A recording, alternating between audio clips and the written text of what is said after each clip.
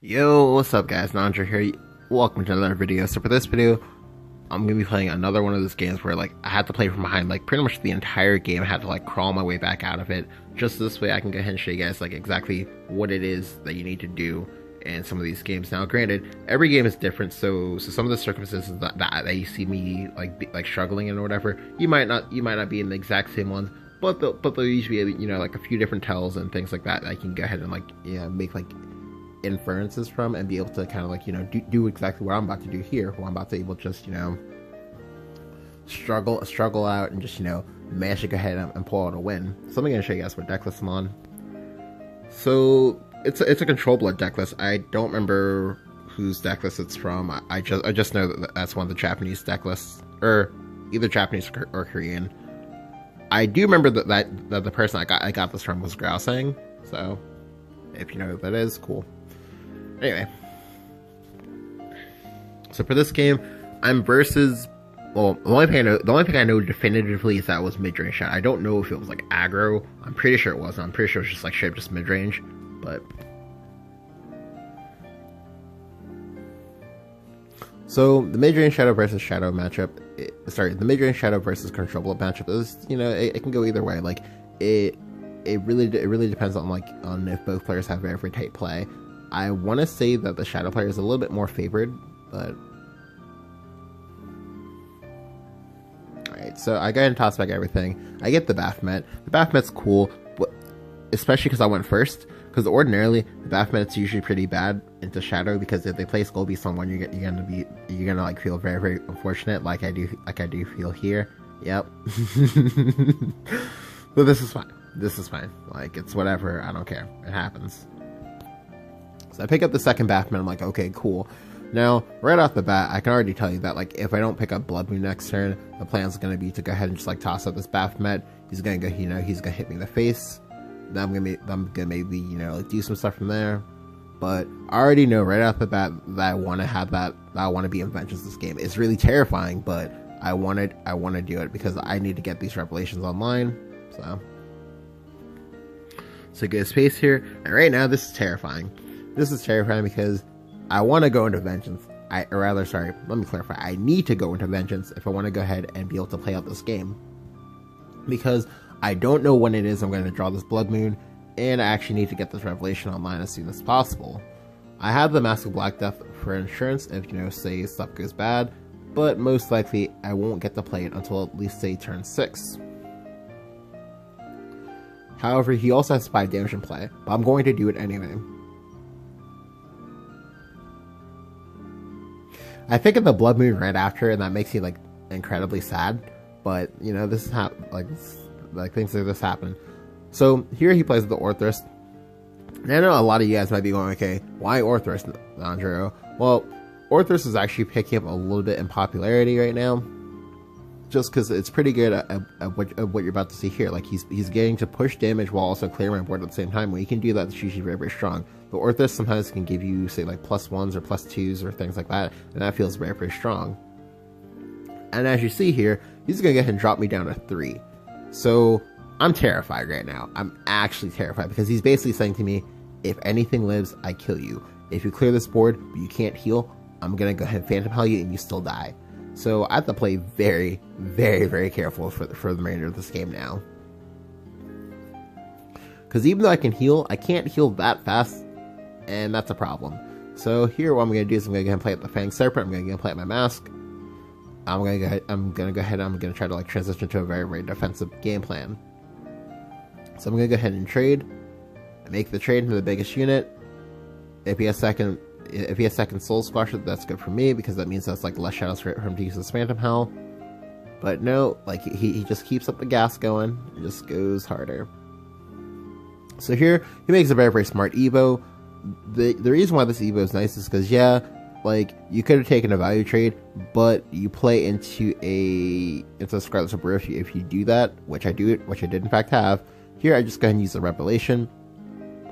Now, I didn't need to use the Revelation, but I chose to use the Revelation because I don't want to give him my last Evo just yet.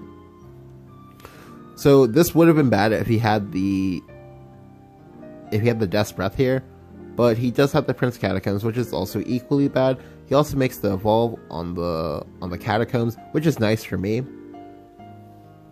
because this means that he's out of evos. When Shadow's out of evos, they're also almost as weak as Blood when Blood is out of evos as well.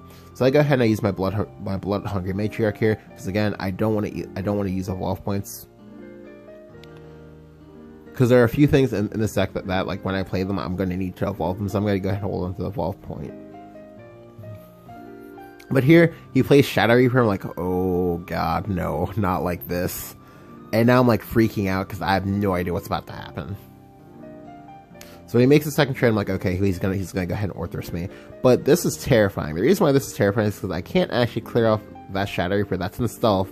He also has a ton of shadows, so I also have to play around getting myself hit with the Tyrant. So here, this turn, what you're going to see me do is you're going to see me go ahead and play Pure Heart Singer. I'll play up Pure Heart Singer, just, you know, dig a little bit more, see what else I can get. And now I'm going to go ahead and use my Vampiric Kiss. And I'm going to play my Fang Serpent.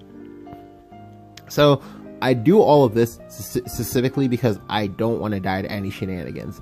If I hadn't put the ward in the way, there are actually silly things I could have died to this turn. Like, say, for example, I could have died to him playing out the Tyrant, going face for 3, popping my mask, then blowing up his Tyrant, hitting me in the face for 7. I know that sounds stupid, but like I guarantee, like, when there's a will, there's a way. Like, and right now the game is saying to my opponent, well, you know, we really want you to win, guy. Like, additionally, by putting up the word, it also stops the Phantom Howl that I know is in it. I'm pretty sure is in his hand from like the turn 3 or turn 4. From when he played really aggressive, and so this also helps him not die to that as well. If he has Ektar, that's like fine, that's whatever, I don't care. Now he does have the zombie party, which is terrifying, and here he trades. I didn't really agree with the trade, but hey, I mean, you know, we take those. Alright, so here, this turn is still another very, very sketchy turn. There are a few different ways you can play out this turn. However, like, right, so like for one thing you can do is you go Emeralda, bop the Shadow Reaper, go ahead and trade into one of these guys, and then go ahead and play out a mask. If you do this, that puts you in a really, really good spot, because you don't use your last evo point. So if he does have Tyrant, you can go ahead and still kill the Tyrant, and then you can go ahead and if he has Ektar, you know, you're still like in it. That Ektar one is like a little bit more dicey, because if he has double Ektar, you're probably gonna die. But I still like this. I still like that line as well. The other line that I took was the line of, okay, well, if I heal this one time, I never need to worry about healing ever again, unless he has a Tyrant now. So basically what I'm doing is I'm trying to like switch exactly what it is that I die to. So this way I can go ahead and just like navigate from there. It's a lot easier for me to play around the rest of whatever he has than it is for me to play around the Tyrant. I know that they only play 1-up Tyrant. So if he has the 1-up Tyrant and, you know, top 20, you know, top 13, sure, cool, you got me. That's fine. That's whatever. I did my best. I have no regrets. But ultimately, what I decided to do is I decided to go for the Temptress. I decided to go for the Temptress because now, if he has Phantom Howl, he can't ever kill me with the Phantom Howl. If I evolve this as well, he can't ever kill me with the Ektar. And I go ahead and trade. Yeah. So now, even if he does have the Phantom Howl, he's gonna need another 7 damage from hand in order to kill me. Now, if he's like, if he has some like weird stuff, like say Andros or something like that, you know, I can still die to that. If he has the Tyrant here, yeah, I died. But if he doesn't have these things, and there's a strong chance that again, you know, that he's not gonna have the Tyrant, because the Tyrant is only a 1-up in that deck. Whereas say the Phantom Howl, he could be running as many as 3 Phantom Howls, and we know that if he is in fact playing Ektar, that he is in fact playing 3 of those. So it's a lot easier for me to play around the 1 out of 7 as it is for me to like try to avoid the 1 out of 7, but always be in range of the other 6 possible cards, or sorry, the other 6 possible copies of cards that he could use to kill me. So here he concedes because again, I've done my job. I've healed out of range of whatever it was I wanted to do. Now again, we can infer, and I mean strongly infer, that he did in fact have that Phantom Howl in his hand the entire time. We don't know for sure, because most of the turns he played from that turn on, he did in fact curve out. But it's one of those it's one of those sort of like, I guess, like gut feelings that you have when you play a game, and it's very, very important to just, you know, kind of like trust your gut a lot of these things, because most times it's not going to steer you wrong, because a lot of times if you played a lot of games, then you kind of have that, I guess, like sixth sense, sort of like, I don't know, I guess like battle sense, I guess, from when you play a lot of games and you're more of like an experienced player, and it'll just kind of, you know, it'll kind of steer you in the right direction of what it is they need to do that turn if you just go ahead and listen to it. But yeah, if you enjoyed the video, go and leave a like, go and hit the subscribe button if you haven't. Let me know what you think about control blend in this metagame, aside from when you play versus D-Shift, because I know some of you guys are gonna be like, oh my god, it's like terrible versus D-Shift. I don't think that's true, but hey.